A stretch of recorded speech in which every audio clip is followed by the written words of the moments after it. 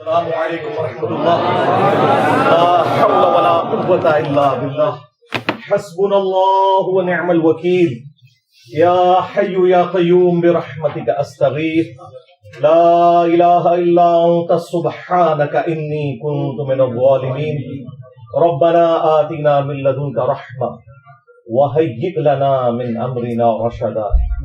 اللہم صل علی محمد وعلى آل محمد وأصحاب محمد وأزواج محمد وأمة محمد أجمعين إلى يوم الدين آمين. الحمد لله رب العالمين والصلاة والسلام على سيد الأنبياء والمرسلين وعلى آله وأصحابه أجمعين إلى يوم الدين. الحمد للہ آج 13 اگست 2023 کو سنڈے کے دن ہمارا یہ پبلک سیشن نمبر 107 منعقد ہونے جا رہا ہے. آج محرم الحرام 1445 ہجری کی 25 تاریخ بھی ہے. کل انشاءاللہ تعالی پاکستان کا یوم آزادی، حقیقی یوم آزادی جو ہے 14 اگست 2023 آنے والا ہے. تو اس کے حوالے سے میں ہر دفعہ کوئی نہ کوئی پیغام دیتا ہوں. پچھلے سال بھی جو میں نے پیغام دیا تھا وہ رات کو ہمارے ایک بھائی نے اپلوڈ کیا، وہ لگ رہا تھا اس سال کا پیغام ہے. تو اس کا مطلب ہے کہ کوئی تبدیلی نہیں آئی بلکہ حالات زیادہ ورسٹ ہو گئے ہیں. یہی وجہ ہے کہ آپ اس کو 5 سال بعد بھی سنیں گے تو وہی باتیں آپ کو لگیں گی. جو میں نے پرابلم ہائی لائٹ کی تھی، بجائے اس کے کہ ہم خوشنما باتیں کر کے ایک دوسرے کو جھوٹی تسلیاں دے کر اٹھیں، ہمیں پرابلمز کو سمجھنا چاہیے. میرا خیال ہے اس وقت ملک مزید خطرناک صورتحال سے گزر رہا ہے. اس کی وجہ یہ ہے کہ دہشت گردی کا عفریت دوبارہ باہر آ چکا ہے، اور جو چیزیں ضرب عضب اور رد الفساد کے بعد کافی حد تک ایڈریس ہو گئی تھیں، وہ پرابلمز دوبارہ سے مختلف جگہوں پر نظر آنا شروع ہو گئے ہیں. پلس پاکستان کی جو پولیٹیکل سچویشن ہے وہ بھی آپ کے سامنے ہے. پاکستان کے ایک جماعت کے بڑے لیڈر مسلم لیگ نون کے نواز شریف صاحب وہ باہر بیٹھے ہوئے ہیں، اور ظاہر ہے کہ انہوں نے بھی ابھی عدالتوں سے اپنے کیس فارغ کروانے ہیں تو ہی واپس آ سکتے ہیں. اور دوسری طرف ایک اور بڑی جماعت پاکستان تحریک انصاف کے جو چیئرمین ہیں وہ اٹک جیل کے اندر ہیں، اور ابھی تازہ آپ کو پتہ ہے اسمبلیاں بھی تحلیل ہو گئی ہیں، اور ایک غیر معروف شخصیت پرائم منسٹر کے عہدے کے لیے نامزد ہوئی ہیں. ان میں بس ایک ہی پازیٹیو چیز مجھے نظر آئی ہے کہ وہ بلوچستان سے ہیں. ہم بھی یہ پہلے کہتے ہیں کہ چھوٹے صوبوں کو اہمیت دینی چاہیے، صرف پنجاب کی جاگیرداری نہیں ہونی چاہیے آرمی چیف کی پوسٹ کے اوپر یا چیف جسٹس کی پوسٹ کے اوپر یا پرائم منسٹر کی پوسٹ کے اوپر. تو یہ ایک اچھا ڈیسیژن اس اعتبار سے تو ہے. باقی ظاہر ہے کہ ان کی جو پولیٹیکل تھاٹس ہیں وہ ان کے پرانے بیانات کے ذریعے میڈیا کے اوپر آ چکی ہیں. تو ان سے صرف نظر کرتے ہوئے چلے مستقبل میں جس کام کے لیے انہیں بٹھایا گیا ہے وہ اس وعدے کو پورا کریں، اور ٹائم کے اوپر انتخابات ہوں جو کہ اب آفیشلی آئین کی ساری وہ شکوں کو استعمال کرتے ہوئے فروری 2024 تک لے گئے ہیں.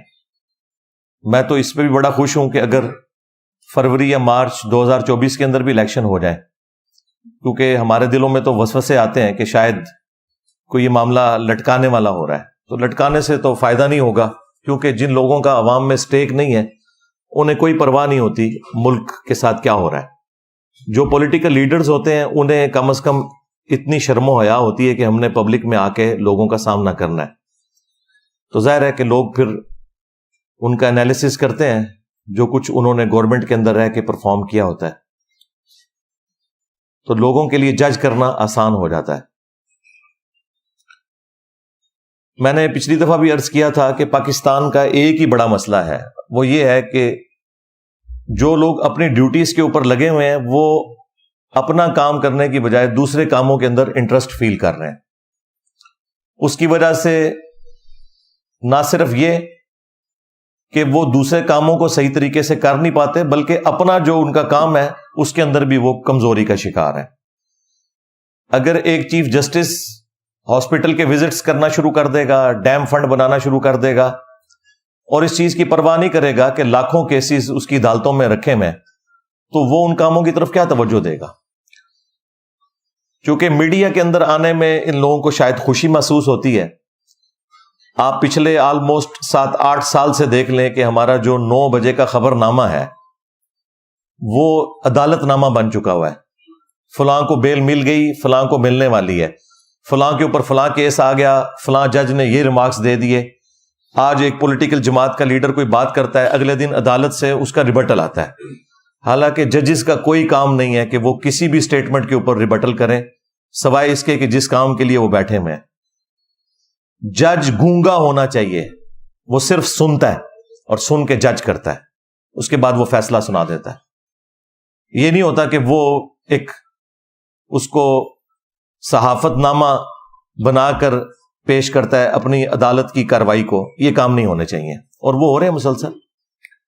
ان ججز کو نہ تو اخباریں پڑھنی چاہیے، نہ ہی سوشل میڈیا کے ساتھ ان کا کوئی تعلق ہونا چاہیے، تاکہ یہ اپنے ضمیر کی بجائے آئین اور قانون کے مطابق فیصلہ کریں. ضمیر ان کا ظاہر ہے وہی کچھ ہے. کسی کی فیملیز نون لیگ کے ساتھ اٹیچ ہیں، کسی کی فیملیز پی ٹی آئی کے ساتھ اٹیچ ہیں، وہ قانون کو بالکل نہیں دیکھتے، اور وہ آپ کو فیصلوں میں نظر بھی آ رہا ہے. اس لیے میں نے بارہا عرض کیا ہے کہ پاکستان میں پہاڑوں کے اندر ٹنلز کھود کے وہاں پہ بہترین فیسلٹیز دے کے ان ججوں کو بٹھایا جائے، اور وہاں پہ عدالتیں لگنی چاہیے. ان ججز تک کوئی بھی اخبارات اور اس طرح کی چیزیں نہیں پہنچنی چاہیے، تاکہ یہ صحیح فیصلہ کریں. عدالت کا نظام اگر درست ہو جائے، باقی سارے معاملات خود بخود صحیح ہو جائیں گے. ہمارے ملک کا سب سے بڑا مسئلہ یہ ہے کہ عدالتیں اپنا کام صحیح طریقے سے نہیں کر رہی، انصاف کے ساتھ بھی نہیں کر رہی، ٹائملی بھی نہیں کر رہی، اور الٹا تنخواہیں یہ سب سے زیادہ لے رہے ہیں، اور پھر لوگوں کو بیٹھ کے یہ بھاشن دے رہے ہوتے ہیں. دوسری طرف ہماری جو اسٹیبلشمنٹ ہے، انہوں نے تازہ توبہ کی تھی، لیکن پھر 9 مئی ہو گیا. اس سے قطع نظر کہ 9 مئی پلانڈ تھا یا ان پلانڈ تھا، اس کے پیچھے کون تھا، لیکن جو قرائن بتا رہے ہیں وہ یہ ہے کہ چیئرمین پی ٹی آئی اپنے آپ کو کسی بھی صورت اس سے علیحدہ نہیں کر سکتے، کیونکہ شروع میں انہوں نے اس کے ٹیسٹ کو فیل کیا اور ببانگ دہل کہا کہ یہی ایسا ہی ہونا چاہیے تھا، جب مجھے پکڑیں گے تو آندہ بھی ایسا ہوگا. بعد میں وہ جتنی بھی کلیریفیکیشنز دیں، چونکہ شروع میں انہوں نے ایسی سٹیٹمنٹس دی ہیں جس سے ایک عام آدمی یہی رزلٹ نکالے گا کہ وہ اس کے پیچھے تھے. اب وہ بھلے کہیں کہ میں اس کے پیچھے نہیں تھا، یہ غلط ہوا، لیکن وہ جو 10,000 لوگ پکڑے ہوئے ہیں وہ کوئی خلائی مخلوق تو نہیں ہے، وہ پی ٹی آئی کے کارکن ہی ہیں.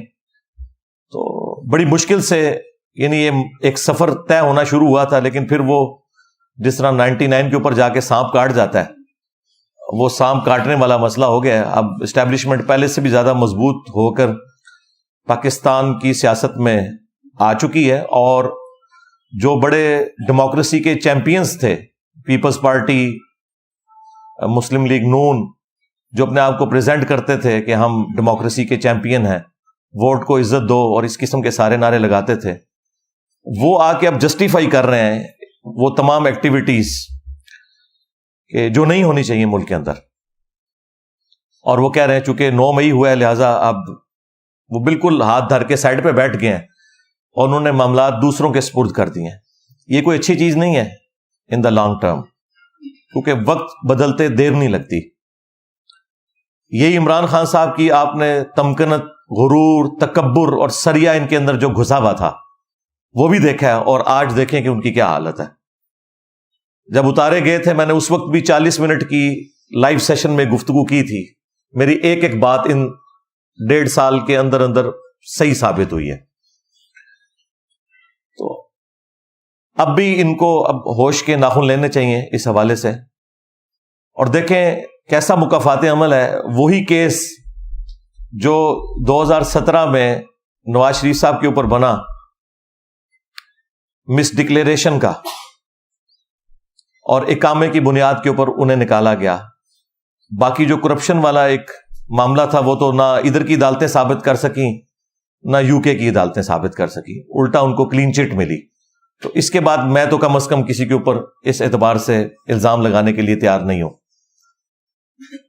اب یہاں پر بھی جو توشہ خانہ کیس ہے وہ بھی مس ڈکلیریشن کا ہے.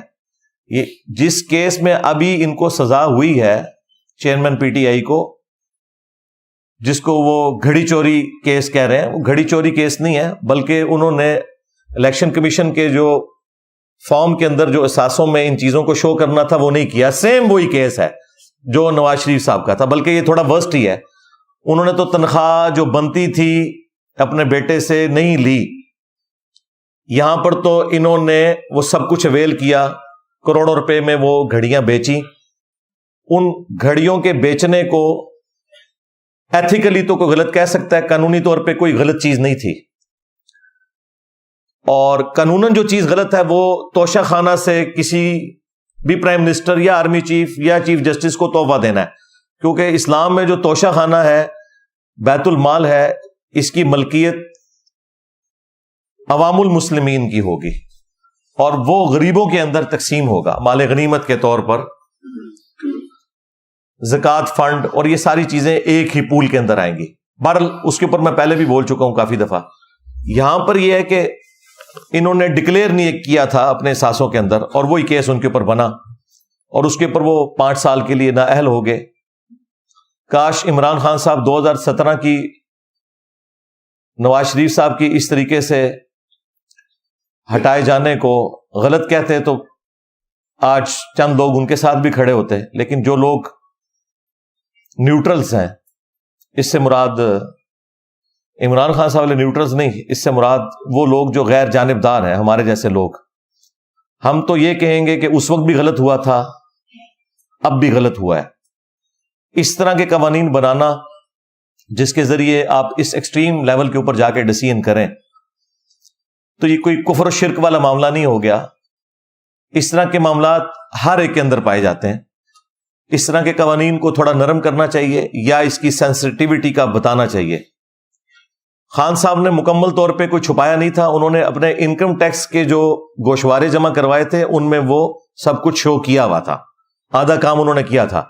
لیکن قانون تو آپ کو پتہ ہے اندھا ہوتا ہے، تو وہ قانون کی گرفت میں وہ آگے کہ جو الیکشن کمیشن کے پاس جمع کروائے تھے اس میں انہوں نے ڈکلیریشن نہیں کی تھی، جو قانوناً ظاہر ہے کہ جرم ہی بنے گا، کیونکہ اسی جرم کے اوپر ایک پرائم منسٹر سپریم کورٹ نے فارغ کیا تھا. تو وہ چیزیں پلٹ کے اسی طریقے سے واپس آ رہی ہیں. اس وقت بھی جو لوگ حکمران ہیں میں ان سے بھی ریکویسٹ کروں گا کہ آپ اس ایکسٹریم پہ آگے نہ جائیں کہ کل کو وقت بدلے اور خدا نخواستہ کوئی ایسے معاملات آئیں اور پھر یہ لوگ آپ سے بدلہ لے رہے ہوں. جب تک یہ لوگ اپوزیشن میں تھے اس وقت ببانگ دول کہتے تھے کہ اگر ہمیں کبھی موقع ملا تو ہم خان صاحب کے ساتھ یہ کچھ نہیں کریں گے. لیکن ایک ایک کر کے وہ ساری کی ساری چیزیں ہوتی بھی آپ کو نظر آ رہی ہیں. عدالتیں بھی کس طرح مینج ہو رہی ہیں وہ بھی آپ کو نظر آ رہا ہے، اور کس طریقے سے معاملات کو بگاڑا جا رہا ہے. اس میں خان صاحب کا بھی قصور ہے، اور ہم ان کو اس وقت بھی سمجھا رہے تھے کہ آپ پولیٹیشنز کے ساتھ بیٹھیں، otherwise at the end of the day انہی پولیٹیشنز نے ہی آپ کو بینیفٹ پہنچانا ہے. جن لوگوں کے ساتھ آپ امیدیں وابستہ کیے ہوئے ہیں انہوں نے آپ کے کوئی کام نہیں آنا، کیونکہ وہ ہر زمانے میں ٹیشو پیپر کی طرح لوگوں کو استعمال کر کے پھینک دیتے ہیں اور ایک سٹیپ آگے بڑھ جاتے ہیں. لیکن انہیں نہیں سمجھ آ رہی تھی اس وقت. جولائی میں الیکشن مل چکے تھے، بس صرف خان صاحب کو جو لوگ پھونک چڑھانے والے تھے ان میں سے ایک تحفہ ہمارے جیلم شہر کا بھی تھا جو سب سے پہلے چھوڑ گیا، اور وہ اس طرح کی روڈ لینگویج یوز کرتا تھا جلسوں میں، اور ہم اس وقت بھی کہہ رہے تھے کہ یہ آپ کو مروائے گا، یہ ریڈ لائن کو کراس کر رہا ہے. اس طریقے سے گفتگو کوئی بھی پسند نہیں کرتا، سیدھی سی بات ہے. تو وہ دیکھیں وہ سب سے پہلے ہٹا ہے، اور جس نے ساری کی ساری یہ پھونک چڑھائی تھی کہ جی دیکھی جائے گی، یہ ہو جائے گا وہ ہو جائے گا، لیکن وہ آپ کے سامنے ہے. کچھ بھی نہیں ہوتا میرے بھائی. جب برا وقت آتا ہے نا تو وہ کہتے ہیں سایہ بھی ساتھ چھوڑ جاتا ہے. ہاں آپ اچھی کاز کے لیے اپنے اصولوں پہ کمپرومائز نہ کرتے ہوئے اچھے طریقے سے چلیں، پھر اللہ تعالیٰ کی طرف سے کوئی تقدیر غالب آ جائے، جس طرح حسین ابن علی کے ساتھ ہوا رضی اللہ تعالیٰ عنہ علیہ السلام. تو اس پہ تو پھر صبر آ جاتا ہے. لیکن جب آپ غلط معاملات کو غلط طریقے سے لوگوں کے سامنے پریزنٹ کرتے ہوئے چلیں, پھر ظاہر ہے کہ آپ کے ساتھ کوئی اس طرح کی ہمدردی والا لیول پہ جا کے ہم ہمدردی نہیں کر سکتے, سوائے اس کے کہ ہم آپ کے مخالفین کو یہ سمجھائیں کہ جو کچھ آپ کے ساتھ ہوا تھا وہ کچھ آپ اپنے مخالفین کے ساتھ نہ کریں. توشہ خانہ کے حوالے سے میں نے پہلے بھی عرض کیا تھا کہ بخاری اور مسلم دونوں میں حدیث ہے, نبی صلی اللہ علیہ وآلہ وسلم نے عاملین زکوٰۃ کو, جو زکوٰۃ کے کلیکٹرز ہوتے ہیں, ان کو بھیجا وہ جا کے زکوٰۃ کلیکٹ کریں نبی صلی اللہ علیہ وآلہ وسلم کے بہاف کے اوپر. اور جب وہ واپس آتے تھے تو وہ کچھ مال بیت المال میں جمع کرواتے تھے اور کچھ اپنے پاس رکھتے تھے, بھیڑ بکریاں جو انہیں گفٹ ملی ہوئی ہوتی تھی, اور نبی علیہ السلام سے آ کے عرض کرتے تھے کہ یا رسول اللہ یہ تو وہ ہے جو زکوٰۃ کی مد میں لوگوں نے جمع کروایا, اور یہ وہ گفٹس ہیں جو ہمیں لوگوں نے دیے. تو نبی صلی اللہ علیہ وآلہ وسلم نے فرمایا کہ تم لوگ اپنے گھروں میں جا کے اپنے ماں باپ کے پاس بیٹھو, میں دیکھتا ہوں کہ تمہیں یہ گفٹ کون دیتا ہے, یہ گفٹ تمہیں اس پوسٹ کی وجہ سے ملے, لہٰذا یہ بھی مسلمانوں کی امانت ہے, بیت المال میں جمع ہوگی. تو نبی صلی اللہ علیہ وآلہ وسلم ان گفٹس کو بھی بیت المال میں جمع کیا کرتے تھے. تو یہ پاکستان میں جو یہ قانون ہے توشہ خانہ کا کہ آپ پہلے تھا 20% دے کے, پھر بنا 50% دے کے اس کی مالیت, اور اس کو آپ ریٹین کر سکتے ہیں لیکن بیچ نہیں سکتے, نہ تو ریٹین کر سکتے ہیں نہ بیچ سکتے ہیں, یہ آپ کی ملکیت ہی نہیں ہے, کیونکہ پرائم منسٹر آف پاکستان ایک پوسٹ ہے, اس پوسٹ کو ملا ہے یہ گفٹ, نہ کہ یہ نواز شریف صاحب کو ملا ہے یا عمران خان صاحب کو ملا ہے, اس پوسٹ کی وجہ سے ملا ہے, ورنہ تو باقی لوگوں کو بھی مل رہے ہوں گفٹ. اس لیے یہ تو قانون ہی ویسے ہی چینج ہونا چاہیے. اب اس طرح کے معاملات کے بعد تو اس کے اوپر نظر ثانی کرنی چاہیے. دوسری بات میں سمجھتا ہوں ہمیں اب مان لینا چاہیے کہ ہم ایز اے نیشن انکمپیٹنٹ ہیں. جب تک ہم یہ چیز نہیں مانیں گے اس وقت تک ہم لرن نہیں کر سکتے. ویسے ہم ملی ترانوں کے ذریعے اپنے آپ کو بڑا کر کے پریزنٹ کریں, لیکن یہ حقیقت بات ہے کہ دنیا بہت آگے نکل چکی ہے اور ہم بہت پیچھے رہ گئے ہیں. ایون آپ گیمز میں بھی دیکھ لیں, جن گیمز کے اندر ہمیں بڑا ایک فخر تھا کہ نیچرل ٹیلنٹ اویلیبل ہے ہاکی کی گیم کے اندر, وہ بھی آپ دیکھ لیں کہ ہمارا کیا حشر ہو گیا ہے, کیونکہ دنیا نے اس کو سائنٹیفک انداز میں لے کے چلنا شروع کیا اور ہم وہی پرانے اپنے معاملات کو اس طریقے سے لے کے چل رہے تھے تو پیچھے رہ گئے. تو انکمپیٹنسی بھی ہے, پراپر بندہ جو پراپر جاب کے اوپر ہونا چاہیے وہ نہیں ہے. ایٹ لیسٹ 3 بڑے جو عہدے ہیں نا, ایک پرائم منسٹر کا عہدہ, دوسرا چیف جسٹس کا عہدہ اور تیسرا آرمی چیف کا عہدہ, ان 3 عہدوں کے اوپر امین قسم کے لوگ جو اس فیلڈ کے اندر ایکسپرٹیز بھی رکھتے ہوں اور ان کے اندر ول بھی ہو کام کرنے کی, وہ ہونے چاہیے. نچلے والے معاملات پھر بعد میں آہستہ آہستہ درست ہوں گے, وہ اچانک نہیں درست ہوتے. میں تو اس مت کو بالکل نہیں مانتا کہ اوپر کوئی صحیح بندہ آ جائے تو نیچے سب کچھ صحیح ہو جائے گا. ایسے ہو ہی نہیں سکتا. نیچے گراس روٹ لیول کے اوپر جتنی خرابی ہے اس کو اوپر بیٹھا ہوا بندہ حل نہیں کر سکتا. وہ صرف قانون بنا سکتا ہے, تھوڑی سزائیں سخت کر سکتا ہے, لیکن وہ نیچے تک اس کے اثرات پہنچتے ہوئے کافی ٹائم لگتا ہے. لیکن طریقہ یہی ہے کہ اوپر سے رولز بن کے اور معاملات آہستہ آہستہ چلنے چاہیے, لیکن وہ ہمیں نظر نہیں آتا. یہاں پر ہر کوئی میڈیا میں ان رہنے کی کوشش کرتا ہے, پاور کو اپنے ہاتھ میں رکھنے کی کوشش کرتا ہے. پہلے پاکستان میں صرف طاقت جو ہے وہ اسٹیبلشمنٹ کے پاس تھی اور مولوی ان کے اعلی کار ہوا کرتے تھے, ایک دوسرے کے بینیفیشری ہوا کرتے تھے. پھر جب افتخار محمد چودھری صاحب کے بعد عدالتیں ذرا ڈومیننٹ ہو کے سامنے آئیں تو اب ملک میں 2 پاورز ہیں, ایک عدلیہ اور دوسری اسٹیبلشمنٹ, اور یہ آپس میں ایک دوسرے کو فائدہ بھی پہنچاتے ہیں اور بعض اوقات اپنے مفادات کی خاطر ایک دوسرے کے خلاف بھی کھڑے ہو جاتے ہیں, اور ہم خام خواہ خوش ہو رہے ہوتے ہیں کہ یہ ڈیسیژن ہو گیا, وہ ہو گیا, حالانکہ یہ اپنے مفادات کو ہی دیکھ کے چل رہے ہوتے ہیں. لیکن ڈیموکریٹک ویلیوز کے اندر, ڈیموکریسی کے اندر تو اصل طاقت تو عوام کے پاس ہونی چاہیے. لیکن میں ڈیموکریسی وہ بات کر رہا ہوں جو اسلامک ڈیموکریسی ہے قرآن و سنت کے دائرے کے اندر, وہ کفر والی ڈیموکریسی کی بات نہیں کر رہا. یہ میں وہ بات کر رہا ہوں جو امرہم شورا بینہم قرآن میں ہے, مسلمانوں کے آپس کے معاملات مشورے سے طے ہوں گے، حلال کے دائرے کے اندر حرام کے معاملے میں نہ تو کوئی ووٹنگ ہوگی، نہ کسی کا ڈیسیژن ہوگا، وہ قرآن و سنت کو فائنل اتھارٹی مانا جائے گا. تو وہاں پر پارلیمنٹ کو ایک سپریم ہونا چاہیے، لیکن وہ پارلیمنٹ آپ کے سامنے ہے. یہ آپ دیکھیں آخری دنوں میں انہوں نے تھوک کے حساب سے بل پاس کیے ہیں، جو اصل کرنے کا کام تھا نا وہ انہوں نے آخری دنوں میں کیا ہے، اور جس طریقے سے کیا ہے پتہ نہیں وہ کیا قانون انہوں نے پاس کیے ہیں، کس کے کہنے کے اوپر کیے ہیں.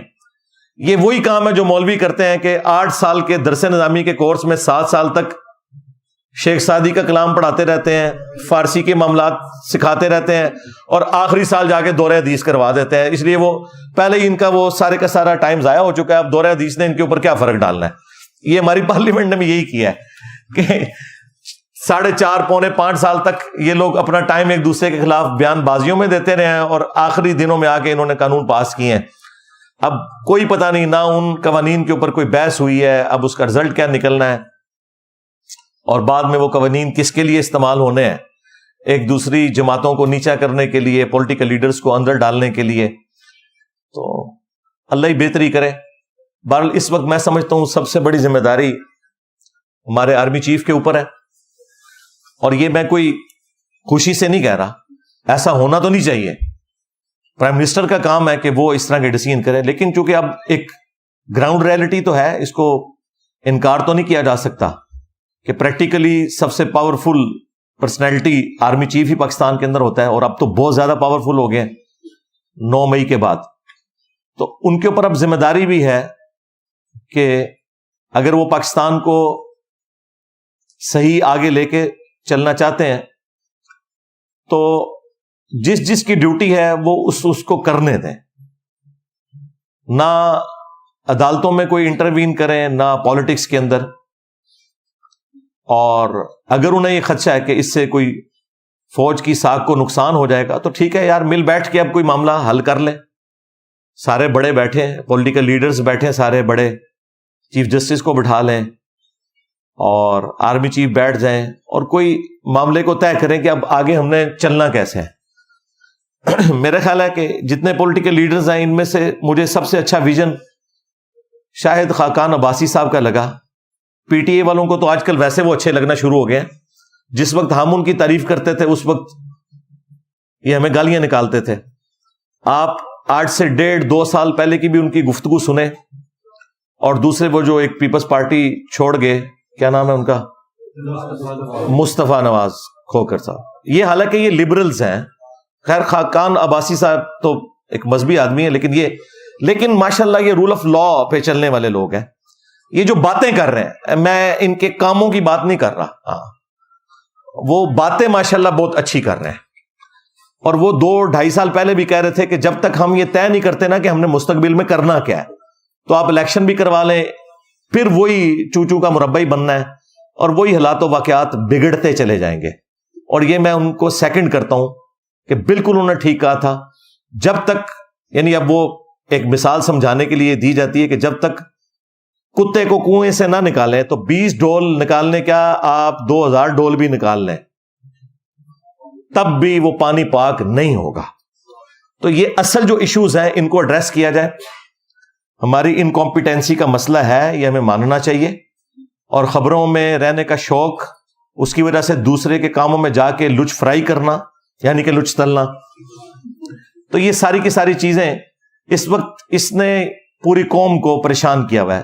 سیدھی سی بات ہے. اب 14 اگست کے اوپر آپ دیکھیں جس طریقے سے ایک غیر اعلانیہ ایک خاص پولیٹیکل جماعت کا کریک ڈاؤن کیا جا رہا ہے، اس طرح کرنے سے کوئی مسئلے حل تو نہیں ہونے. اور دیکھیں، میں اگر اس جماعت کی فیور میں بات کر رہا ہوں تو سب سے زیادہ کرٹک بھی میں اس جماعت کا رہا ہوں، ان کے چیئرمین کا رہا ہوں، سوائے ان چند باتوں میں جو اچھی تھی میں سپورٹ بھی کرتا تھا.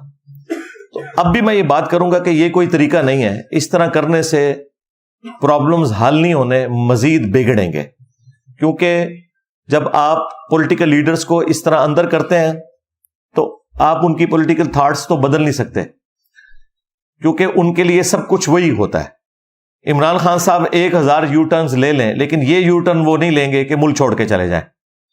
یہ ایک ہی چیز بچی ہے جس کے اوپر وہ قائم ہے. باقی تو اللہ کے فضل سے جو بھی انہوں نے بات کی 180 ڈگری اس کے چلے. ہاں، یو ٹرن کے نام کے اوپر. ہم تو اس کو غلط سمجھتے ہیں. لیڈر کی زبان پکی ہونی چاہیے. لیکن یہ میں آپ کو بتا دوں کہ یہ ایک ایسی چیز ہے، اگر یہ اس سے پیچھے ہٹیں گے نا تو پھر ان کا ساتھ کوئی بھی ان کا محبت کرنے والا اٹیچ نہیں رہے گا. لہٰذا یہ تو آپ چیز بھول جائیں کہ وہ ملک چھوڑ کے جائیں گے. انہوں نے ادھر ہی رہنا ہے، چاہے جیل کے اندر رہیں چاہے باہر رہیں، ہاؤس اریسٹ ہو کے. ملک تو وہ نہیں چھوڑیں گے. لہٰذا اس طرح کی کوئی کوشش کرنا تو یہ تو غلط چیز ہے. اور باقی ان کے ساتھ کے لوگ ظاہر ہے ان کو تو اور بینیفٹس بھی مل جائیں گے. خان صاحب کے پاس بس یہ ایک چیز بچی ہے تو ظاہر ہے کہ وہ اپنی اس کاز کے لیے اپنی جان دے دیں گے. آپ دیکھ لیں ہٹلر کو بھی اینڈ پہ اس نے بنکر میں اپنے آپ کو خود گولی مار لی تھی، لیکن اس نے سرنڈر نہیں کیا.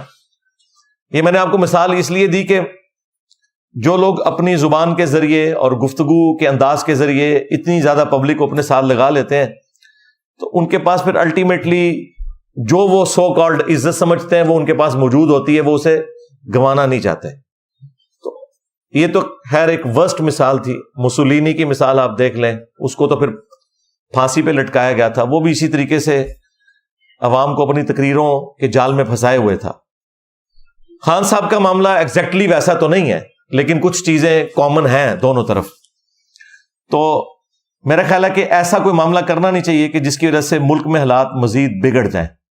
اور پہلی دفعہ ہم دیکھ رہے ہیں کہ فوج کے اندر بھی ایک ایسی ڈویژن نظر آ رہی ہے جو نہیں ہونی چاہیے، کیونکہ پاکستان کی یونٹی کی علامت جو ہے وہ پاکستان کی فوج ہے.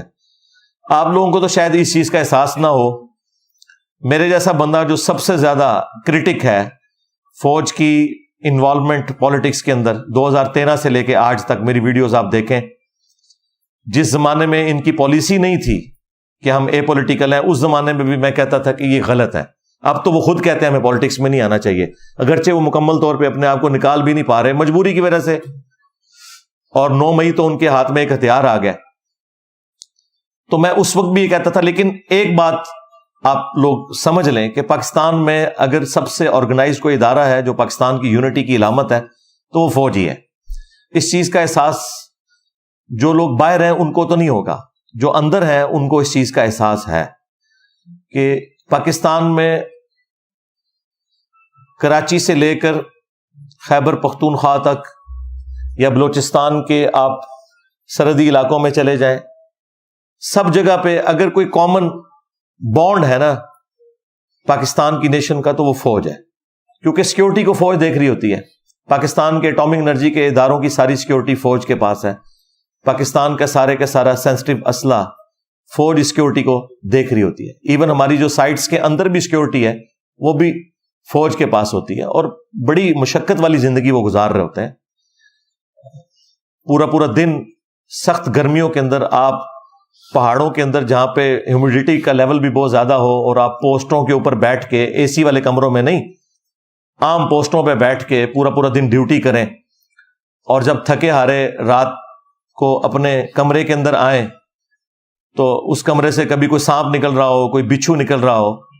تو یہ تو نارمل ہے. یہ تو چیزیں میں نے خود آبزرو کی ہیں. میں نے بھی سائٹس پہ کئی دفعہ راتیں کاٹی ہیں. ہم تو چونکہ آفیسر رینک کے تھے، ہم تو ریسٹ ہاؤسز کے اندر ٹھہرتے تھے، لیکن مسجد میں تو ملاقات ہو جاتی تھی تو اس طرح کی ساری باتیں پتہ چلتی تھی کہ آج ہمارے ڈرائیورز کے روم سے بھی سانپ نکل آیا، فوجیوں کے اس کمرے سے بھی نکل آیا.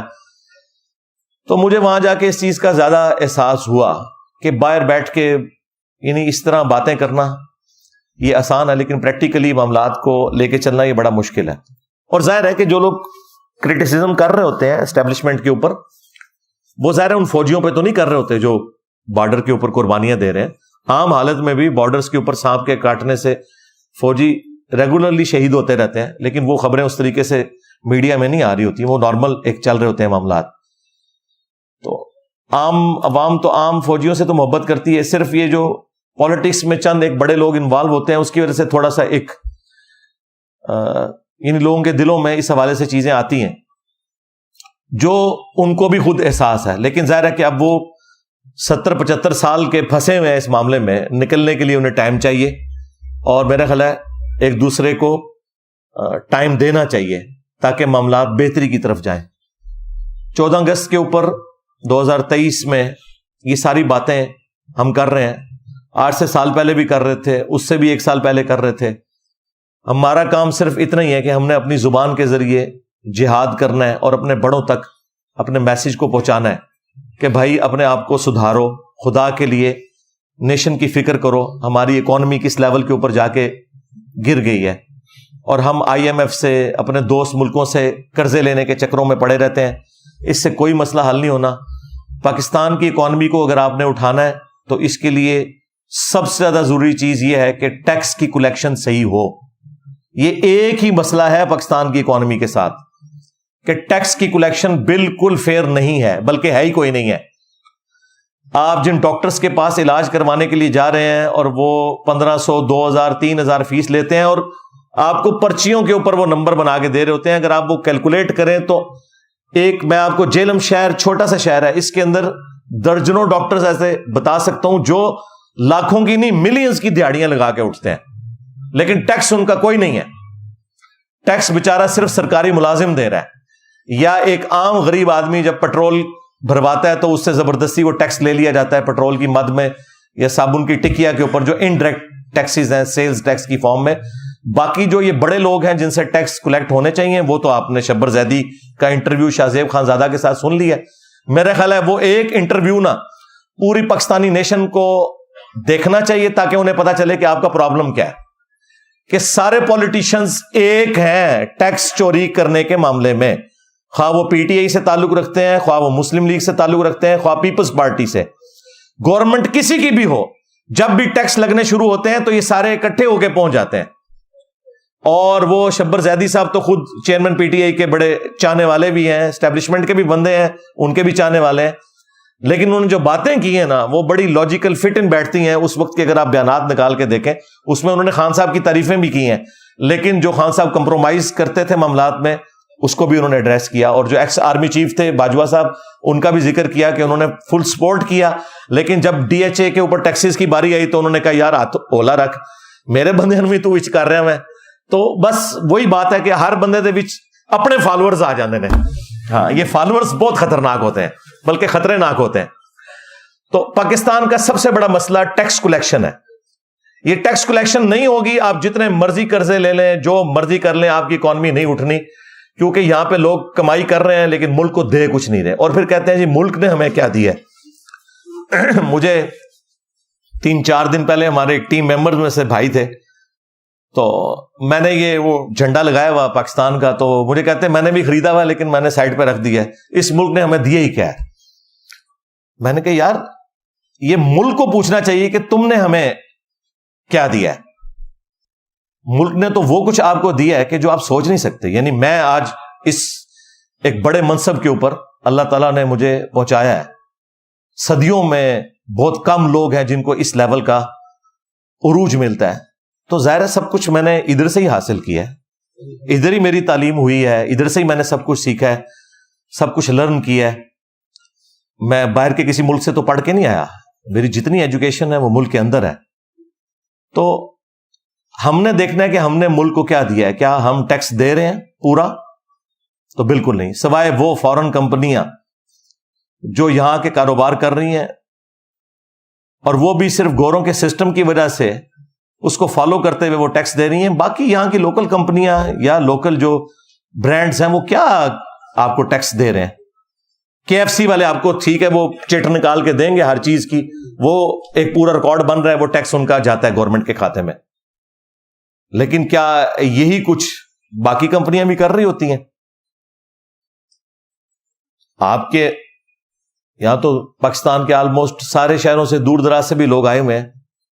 آپ دیکھیں کہ آپ کے شہروں میں سویٹس کی کوئی دکان ہوگی, ہاسپٹلز ہوں گے پرائیویٹ, اسی طریقے سے یہ کھانے پینے کی جو دکانیں ہیں, یہ فلودہ, آئس کریم, جو ملینز کی دہاڑیاں لگا کے اٹھتے ہیں, جو بڑے بڑے ہیں, آپ دیکھیں ان کا کوئی ریکارڈ موجود نہیں ہے. آپ پیسے دیتے ہیں اور چیز لے لیتے ہیں, کوئی آپ کو بل نہیں پکڑاتے, یا کوئی دے گا بھی تو بل نہیں ہوتا, ایک پرچی کے اوپر لکھ دیتے ہیں یہ ٹوکن نمبر, اور وہ ٹوکن نمبر بھی ایسا نہیں ہے کہ اس کا کوئی ریکارڈ ہے پیچھے. نہیں, وہ جب وہ ریکارڈ ہی نہیں ہے تو وہ کہاں سے ٹیکس دیں گے میرے بھائی؟ کھا رہے اسی ملک سے ہیں, اور پھر کہتے ہیں کہ ملک نے دیا کیا ہے. ملک نے یہ دیا ہے کہ آپ آزادی کے ساتھ یہاں کاروبار کر رہے ہیں. آج پاکستان کی پولیس، عدلیہ، فوج ختم کر دیں تو مجھے یہاں پہ کوئی دکان بھی کھول کے بتائے. یہ آپ جو آزادی سے دکان کھول کے صبح کے وقت سے لے کے شام تک پاکستانیوں سے پیسے لوٹتے ہیں کاروبار کی شکل میں اور ٹیکس نہیں ادا کرتے، اور آپ کہتے ہیں ملک نے کیا دیا ہے؟ ملک نے یہ دیا کہ آپ آزادی سے کر رہے ہیں، ادروائز ہر دکاندار کو اپنے 10 باڈی گارڈ رکھنے پڑے، ان کے پیسے دینے پڑے. پھر ملک نے یہ دیا ہے کہ آپ گھر سے جس سڑک پہ ڈرائیو کر کے اپنی شاپ پہ آتے ہیں، یہ سڑک بھی ملک نے آپ کو دی ہوئی ہے. تو یہ سارے کے سارے معاملات ٹیکسز کے ذریعے چلتے ہیں نا. پولیس کا نظام، عدلیہ کا نظام، سرکاری جتنے بھی ملازمین ہیں، ان کی تنخواہیں کس نے دینی ہے؟ ٹیکسز کے ذریعے ہوں گی، کیونکہ ہم فیسلٹیز اویل کر رہے ہیں نا، تو اس کے اگینسٹ ہم نے ٹیکس تو دینا ہے. آج بھی یہ جو وابڈا آپ کو بجلی دے رہا ہے، یعنی ان کو آلموسٹ 40-50 روپے کا ایک یونٹ پڑ رہا ہے. ظاہر ہے کہ وہ تیل سے بجلی بنا رہے ہیں، لیکن آپ کو وہ دے رہے ہوتے ہیں 20 روپے، 22 روپے، 25 روپے، اور ہم کہتے ہیں جی ریٹ چڑھ گیا. ریٹ ابھی بھی جو چڑھ رہا ہے نا، ابھی بھی ہر یونٹ میں 15 سے 20 روپے گورنمنٹ ڈالتی ہے، تب جا کے آپ کو 25 روپے کا وہ یونٹ پڑتا ہے. ظاہر ہے ہمارے ساتھ ایک مسئلہ ہے، غریب ملک ہے، ہم نے جس ٹائم کے اوپر کوئی کام کرنے تھے وہ نہیں کیے ہوئے، ڈیمز ہم نے نہیں بنائے ہوئے. ہماری ریلوے کا حال بھی آپ کے سامنے ہے، لوگوں نے اپنے ذاتی سروسز کی خاطر ریلوے کا بیڑا غرق کر دیا. ورنہ اتنے بڑے لیول کی جو تجارت ہے وہ تو ریلوے کے ذریعے ہونی چاہیے، جو آج پرائیویٹ ہو رہی ہے. تو کوئی ایک مسئلہ تو ہمارے ساتھ نہیں جڑا ہوا. تو سب سے بڑا ایشو یہ ہے کہ یہ لوگ ٹیکس نہیں دیتے. جب تک ٹیکس جمع نہیں ہوگا اس ملک کا کچھ نہیں بننا. یہ میری بات آپ نے یاد رکھنی ہے. پاکستان کا صرف ایک علاج ہے کہ ٹیکس ہو. باہر کے ملکوں کی آپ مثالیں دیتے ہیں، 100 روپے کماتے ہیں تو 40 روپے ٹیکس دیتے ہیں. 100 روپے میں 40 روپے، اور یہاں پہ لوگ 1 روپیہ بھی ٹیکس نہیں دیتے. وہ آٹے میں نمک بھی نہیں جو وہ دے رہے ہیں. جو ان کی ایک دن کی کمائی ہے نا، یہ بھی یہ نہیں دیتے ٹیکس کی مد میں، اور 365 دن یہ کماتے ہیں. اور سارے آپ اداروں میں بھی دیکھ لیں، اسی طریقے سے یہ سارے معاملات پھر ٹریگر کرتے چلے جاتے ہیں. جب تک ہم ٹیکس کلیکشن اپنی بہتر نہیں کرتے اس وقت تک کچھ نہیں بننا. دوسرا، پڑھے لکھے لوگوں کے لیے تو میرا یہی مشورہ ہے کہ میرے بھائی اب اس ملک میں آپ کے لیے کچھ نہیں ہے سوائے اس کے کہ آپ انزائٹی کا شکار ہوں گے. تو بہتر یہ ہے کہ آپ میں سے جس کا بھی کوئی ایسا معاملہ سیدھا ہوتا ہے دوسرے ملکوں میں نکلیں، وہاں جابز کریں، اور یہ کوئی ایب والی بات نہیں، اور ریمیٹنس پاکستان کو بھیجیں.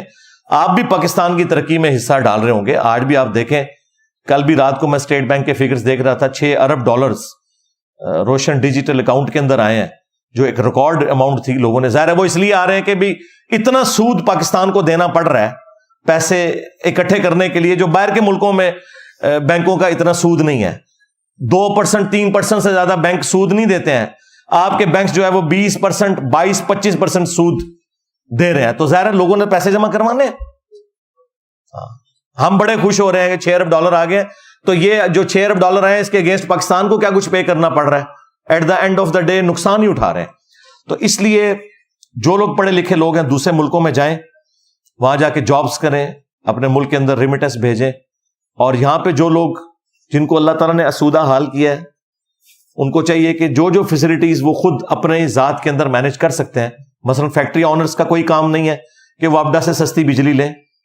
ان کو چاہیے اپنے سولر پلانٹس لگائیں اور بجلی اپنی خود پروڈیوس کریں. پاکستان خوش نصیب ملکوں میں سے ہے جہاں 330 دن سورج نکلتا ہے. اس لیے میں نے سولر کے اوپر اتنی تفصیلی ویڈیو ریکارڈ کروائی تھی. اس میں نے DHA، barrier town, city housing اور باقی اسکیمز کو میں نے یہ کہا تھا کہ آپ لوگوں کے پاس وہ لوگ آ کے رہ رہے ہیں جن کے پلاٹس ہی کروڑوں میں ہیں. اگر وہ 20-25 لاکھ روپیہ، 30 لاکھ روپیہ لگا دیتے ہیں سولر سسٹم کے اوپر 8 kVA کا یا 10 kVA کا، تو نہ صرف ان کے لیے فائدہ مند ہے بلکہ غریب لوگوں کو بجلی سستی ملے گی، کیونکہ وہ یونٹس جو انہوں نے استعمال کرنے تھے اب وہ غریب لوگوں تک پہنچیں گے.